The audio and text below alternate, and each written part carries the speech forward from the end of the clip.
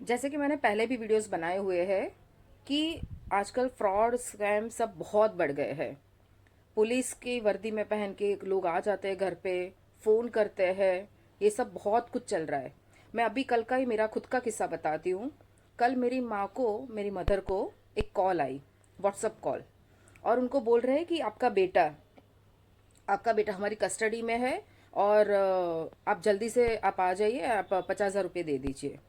Of course अभी एक क्या होता है कि ये जनरेशन वो 75 एज के आसपास है, तो ऑफकोर्स डर जाते हैं। उनको तो उस वक्त कुछ सूझता नहीं है, तो वो तो बहुत घबरा गई। तब मैं कोर्ट में थी और मुझे फ़ोन आई, और मैंने उनको फ़ौरन कहा कि जो नंबर से आपको कॉल आई आप मुझे बताइए।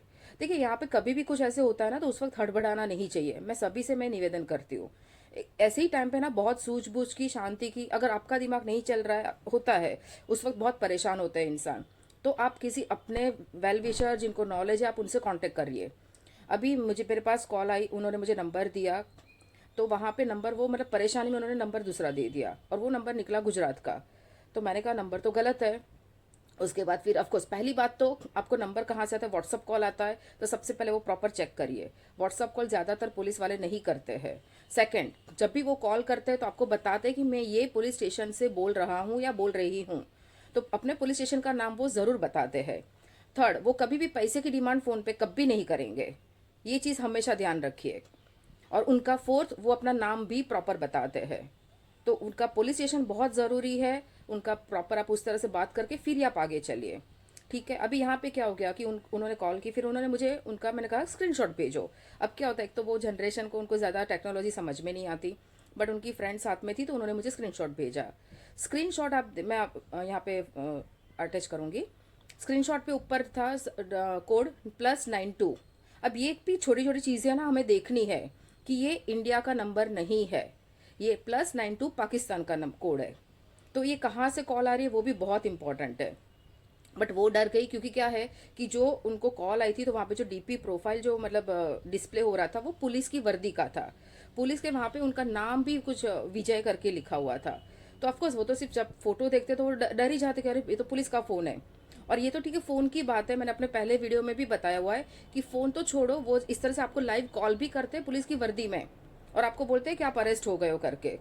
तो इस तरह के स्पैम आजकल बहुत बहुत ज़्यादा बढ़ गए हैं। तो सावधान रहिए, अपनी सूझबूझ से काम लीजिए, और कभी भी पैसे का लेन देन नहीं करिएगा। कुछ भी हो तो सबसे पहले उनको पूछिए कि आप कौन से पुलिस स्टेशन से हो, हम आके पर्सनली मिलते हैं।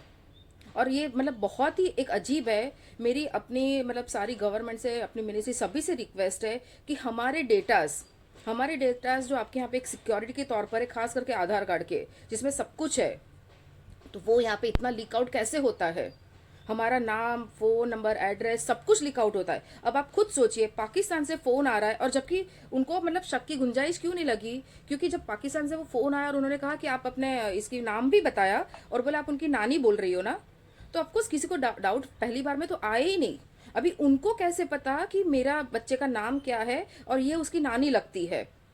तो ये बहुत है। दूसरी बात, एक मैं कहूँ कि डेटा तो लीक होते हैं, सभी को पता है। सेकंड, जो आजकल सोशल मीडिया पे लोग अपनी पर्सनल डिटेल्स जो इतनी शेयर करते हैं, उसका बहुत मिसयूज हो रहा है।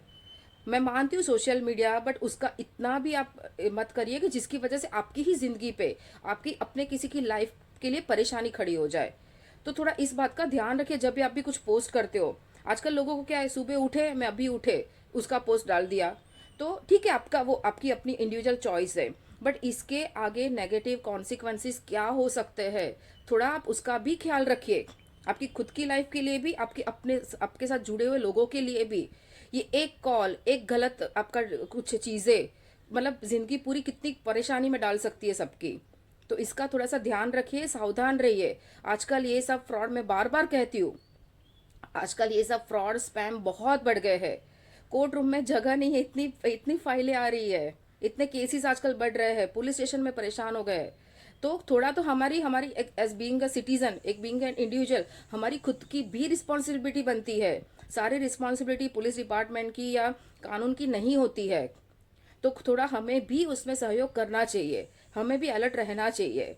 तो हो सके उतना अलर्ट रहिए, अपने खुद के लिए भी, अपने जो वेल विशर है, हमारे आसपास के जो लोग जुड़े हैं, सबके लिए। तो इस तरह के उसमें आप मौका मत दीजिए। एंड बाकी मैं मिनिस्ट्री को सबको भी रिक्वेस्ट कर रही हूँ कि जो डेटा लीक हो रहा है जो हो रहा है उसके लिए भी कुछ कड़ा कुछ आप प्रबंधन करिए ताकि हम सब बच सके। धन्यवाद।